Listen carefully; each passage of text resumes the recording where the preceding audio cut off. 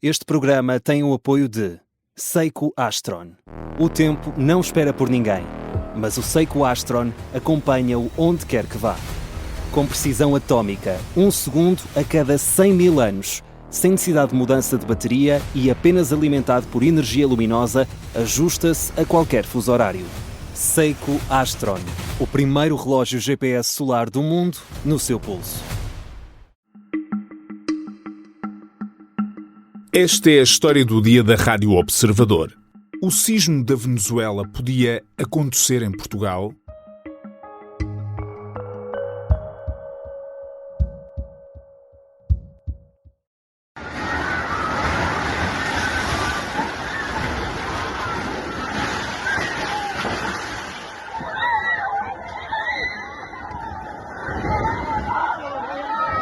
É um dos vídeos que corre na internet, um prédio a colapsar e quem passava ali perto a abrigar-se no chão, pessoas umas por cima das outras, juntas, a tentarem proteger-se a si próprias e umas às outras. ¡Mi mamá, huevón! ¡Mi mamá! Um homem corre por entre os escombros e arrisca a própria vida ao entrar no átrio de um prédio à procura da mãe. Acompáñame. Com poucos segundos de diferença, um novo abalo, agora ainda mais forte. A tragédia na Venezuela ainda agora começou a ser contabilizada. As equipas de socorro já não chegam para tantos pedidos e calcula-se que, no pior dos cenários, possam ter morrido até 100 mil pessoas. Eu hoje vou conversar com o professor João Duarte, da Faculdade de Ciências da Universidade de Lisboa, investigador do Instituto Dom Luís e especialista em tectónica de placas. Vamos perceber o que aconteceu na Venezuela, porque é que o que aconteceu foi tão devastador e tentar responder à pergunta que não sai das nossas cabeças de cada vez que vemos uma tragédia destas. Isto que aconteceu podia acontecer em Portugal? Eu sou o Pedro Benevides e esta é a história do dia de sexta-feira, 26 de junho. Olá, Sr. Professor, bem-vindo. Olá, boa tarde. Sei que está em viagem, portanto agradeço-lhe que tenha tido a disponibilidade de nos ajudar a compreender um bocadinho isto que aconteceu na Venezuela e a responder aqui a algumas perguntas que nós temos de cada vez que vemos um fenómeno destes acontecer noutras partes do mundo. Em primeiro lugar, perceber exatamente o que é que aconteceu ali na Venezuela. Foi um fenómeno que, pelo menos, não ouvimos falar com tanta frequência, que é não sei se é esta a expressão, dupleto sísmico. É uma coisa assim, não é? Sim, nós muitas vezes usamos em português o sismo gêmeo, que na realidade é quando acontece dois sismos, um muito próximo do outro. Portanto, foi isto que aconteceu, foi como se fossem dois sismos gêmeos com uma separação de menos de 1 minuto entre um e outro, sendo que o primeiro mais fraco do que o segundo, que também não é costume acontecer. Exato, e aqui eu acho que houve duas coisas que são um pouco comuns. Uma é essa, que é ver um primeiro sismo de magnitude mais baixa e outro a seguir mais alta, mas em particular o espaçamento, é que foram uns segundos de intervalo. E isso é muito difícil depois nós conseguimos perceber o que aconteceu. E há alguma explicação para isto? Portanto, para quem, enfim, não percebe nada de sismos, o que aconteceu? Nós sabemos vagamente que há libertação de energia, claro, e isso é que acaba por provocar os sismos, mas porquê que, normalmente, quando acontecem estes sismos gêmeos, porquê que se dá esse fenómeno? Nós, muitas vezes, o que descrevemos é uma falha, está sempre... nós dizemos que está sempre a mover-se, não é à velocidade que as unhas crescem, mas na realidade não é isso que acontece. Ela fica presa durante alguns anos ou algumas décadas e aquilo vai acumulando tensão, um pouco como estamos a dobrar uma régua, e a determinada altura ela move-se. E, portanto, mas as falhas não são zonas muito contínuas. Portanto, pode ter acontecido que moveu-se primeiro uma parte da falha e em seguida moveu-se outra parte mais distante. E, portanto, o que aconteceu foi que foram duas libertações de energia em momentos diferentes, só que muito próximos uns dos outros, e daí que quem viveu esta experiência aterradora, imagino eu, tenha pensado que era aquilo que nós estamos habituados, que é um sismo e depois as réplicas, mas não foi nada disso que aconteceu aqui. Não, e aqui com vários agravantes, que é o sismo foi a pouca profundidade, foi mesmo por baixo das casas, porque a falha entra em terra naquela zona, e o primeiro sismo de 7.2 tem uma magnitude muito grande, é suficiente para causar danos nos edifícios, e logo a seguir um 7.5 é terrível, porque os edifícios estão danificados e depois colapsam.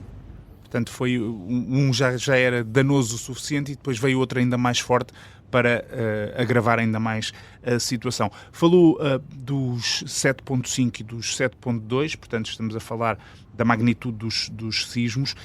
É isso só que explica o nível de destruição que conhecemos até agora? Enfim, ainda estamos nas primeiras horas deste sismo, não sabemos o que é que vai acontecer daqui para a frente, mas é isso que explica este nível de destruição ou pode haver outros fatores ali também que expliquem isso? Eu diria que aqui o que contou mais foi o facto de... Pronto, a magnitude é elevada. Normalmente um sismo acima de 6, 7 pode provocar danos. Mas aquele sismo ocorreu numa falha mesmo por baixo daquela cidade, a pouca profundidade. Porque nós, por exemplo, em Portugal tivemos um sismo de 7.9 em 1969, mas foi no fundo do mar a 300 km da costa. E, portanto, o nível de dano não é o mesmo, claro. No caso da Venezuela, do ponto de vista geográfico, é uma zona propensa a este tipo de fenómenos ou não é, por exemplo, da mesma dimensão com que sabemos que, por exemplo, países como o Japão são mais propensos a ter sismos de dimensão bastante forte? Ela é diferente do Japão. O Japão situa-se no chamado Anel de Fogo do Pacífico, onde as placas estão umas a mergulhar por baixo da outra. Normalmente são nesses locais que ocorrem sismos acima de 8.5. Nesta zona, a falha está a deslizar uma placa está a deslizar uma em relação à outra. É um bocadinho como entre a África e a Ibéria. Nós temos esta situação ao sul de Portugal. Normalmente dá sismos com magnitude um bocadinho mais baixa, de 6, 7. E, portanto, com esta dimensão é raro acontecer com esta dimensão? Eu diria que naquela zona não é muito comum. Pelo que eu consegui perceber, o último tinha ocorrido há cerca de um século. Portanto, acontecem, mas são mais raros. São mais raros. Agora, nós temos já imagens da tragédia, ainda há muita coisa ainda por perceber, porque agora começam os trabalhos de procura de sobreviventes e já vimos um nível de destruição grande, muitos edifícios colapsados. Agora, o que é que pode acontecer nos próximos dias e até nas próximas semanas? Porque a questão das réplicas existe, nós sabemos que elas são mais fracas, tendencialmente, mas o que é que pode acontecer? Quais são os riscos associados a isto agora para os próximos dias? Os próximos dias são muito perigosos. Eu estive a ver e, por exemplo, no primeiro dia, a seguir a um sismos destes, há uma probabilidade para aí de 80% de haver réplicas de magnitude 5. Que é muito elevada. É muito elevada, especialmente edifícios que estão já muito danificados. Portanto, as pessoas não vão poder voltar aos edifícios, mesmo aos que ficaram em pé, durante uma semana, provavelmente. E o ministro há bocado já falava que uma das coisas que são precisas enviar vão ser colchões, porque as pessoas provavelmente vão ter que ficar alguns dias a viver na rua. Muita gente desalojada, sim. Não, pronto, muita gente desalojada. E o outro problema é que a estimativa falava em cerca de 10 mil até 100 mil mortos, e nós estamos ainda a ver números da ordem dos 100, 200. Eu espero que o melhor cenário se venha a concretizar, mas não é de excluir poder haver muita gente subterrada. Porque isso, para quem, enfim, está a acompanhar o desenrolar destes números, e nós estamos a gravar esta conversa muitas horas antes dela ir para o ar, mas neste momento, efetivamente, estamos a falar de centenas de mortos. A previsão que está a ser feita, como disse, é entre 10 mil e 100 mil mortos. Isso não é um desfazamento da realidade, é porque, efetivamente, há muita gente que está agora debaixo dos escombros, nesta altura em que estamos a falar, e depois ainda há esta questão que estávamos a falar, que é as réplicas podem deitar abaixo mais edifícios, pode apanhar mais gente desprevenida, portanto, isto tem tudo para ser uma tragédia de dimensões verdadeiramente impressionantes. Vai ser, e aquela é uma área com uma densidade populacional muito grande. Estamos a falar em áreas com mais de 1 milhão de pessoas. Não é? De repente ficar 1 milhão de pessoas desalojadas é algo que nós não conseguimos imaginar. Não é? Agora, de facto, as pessoas que podem estar presas nos escombros, isso faz com que estas horas sejam absolutamente cruciais.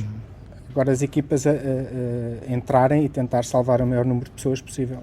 Também outra coisa que pode estar a acontecer é falta de comunicação. Porque pode haver zonas neste momento isoladas, podem haver deslizamentos de terras, não se consegue aceder por estrada. Isto aconteceu em Marrocos também, portanto vai ser preciso enviar eventualmente helicópteros para ver os danos. E isso vamos ver nos próximos dias. E estas horas são, como disse, cruciais. Sr. Professor, há sempre uma questão que nos vem à cabeça quando vemos estas notícias, seja o exemplo que deu em Marrocos, seja na Venezuela, seja onde for. Nós que estamos avisados e sabemos que Lisboa também está numa zona de risco, perguntamos sempre, uma coisa como estas que está a acontecer na Venezuela podia acontecer aqui em Lisboa? Eu estava-me a lembrar do professor Miguel Miranda a falar há bocado, e ele dizia que nós não temos bem a consciência, e isto é bom para nos fazer perceber isso. É porque está a acontecer na Venezuela, já aconteceu em Portugal e vai voltar a acontecer. Isso é uma certeza que nós temos. E aquilo que lhe pergunto a seguir é, acha que quando fala desta, digamos, chamada de atenção, acha que nós estamos preparados para um evento desta natureza, do ponto de vista estrutural, do ponto de vista cultural, de sociedade até? É questão sempre do copo meio cheio e meio vazio. Eu acho que não estamos. Do ponto de vista cultural estamos muito mais. Temos saltos muito grandes, e até a comunicação social teve um papel muito importante e tem tido, até relembrar isto nos intervalos dos sismos. Há uma coisa que é verdade, é que há muitas casas em Lisboa, e falamos em cerca de, se calhar, metade, não têm condições para aguentar um sismo destes. Agora, não é fácil mudar isso, mas é por ser difícil que nós temos que começar já e fazer devagarinho. E começar a perceber que é preciso investir na reabilitação de alguns edifícios e precisamente prepará-los para uma situação deste género que, como o Sr. Professor disse e como diz a comunidade científica que estuda estes casos, vai acontecer em Lisboa, e isso é uma certeza. Sim, porque estes episódios são cíclicos. Há uma coisa que é o chamado ciclo sísmico, portanto os sismos repetem-se, e nós até temos pouca memória, porque tivemos o 1755, foi um sismo de magnitude superior a este, mas longe. Mas nós tivemos sismos como 1531, na zona do Vale do Tejo, que terá sido muito semelhante ao que aconteceu agora na Venezuela. E as pessoas vão se esquecendo disso. Uma das coisas que se fala é que na zona da Grande Lisboa tem havido pequenos sismos, de vez em quando são sentidos, claro que dão nas notícias, etc., não têm provocado danos, mas há a convicção generalizada de que isso é bom porque vai libertando pequenas bolsas de energia, e isso é bom. Isto é um mito ou é, de facto, uma realidade? É uma realidade, mas há uma parte que é um mito no sentido de, se nós fizermos as contas, um sismo de magnitude 7 é dezenas de milhares de vezes mais forte do que um sismo de 2 ou 3, que são aqueles que acontecem mais raramente. Portanto, é como uma gota de água numa piscina. Não é? Nós podemos estar a tirar uma gota, faz diferença. Ela ajuda a encher, mas não faz grande diferença no curto prazo. Não, a energia do grande sismo está a ser acumulada. Não são notícias animadoras, mas este também não é um caso que dê aso a grande animação, é mesmo um aviso e um alerta para que nos preparemos todos, a sociedade fazer o seu trabalho, e depois quem tem responsabilidades também para fortalecer a cidade e prepará-la para um evento desta natureza. Sr. Professor, muito obrigado. Muito obrigado, eu. Eu conversei com o professor João Duarte da Faculdade de Ciências da Universidade de Lisboa. Há muito trabalho a fazer só na cidade, até porque as pessoas não morrem do sismo, morrem quando os edifícios colapsam. Mas isso até agora não tem parecido prioridade para o poder político. Basta ver que no futuro o Hospital de Todos os Santos, que vai substituir 7 hospitais de Lisboa, o Governo decidiu que só um dos 3 edifícios terá sistema sísmico de base. No mais moderno Hospital de Lisboa, apenas um edifício com o sistema sísmico e, mesmo assim, só depois do Tribunal de Contas ter obrigado a incluir no projeto o isolamento contra os sismos. Para que gastar dinheiro a prevenir? Em princípio, vai correr tudo bem. Esta foi a história do dia, a sonoplastia do Rafael Pego, a música do genérico do João Ribeiro. Eu sou o Pedro Benevides. Bom fim de semana.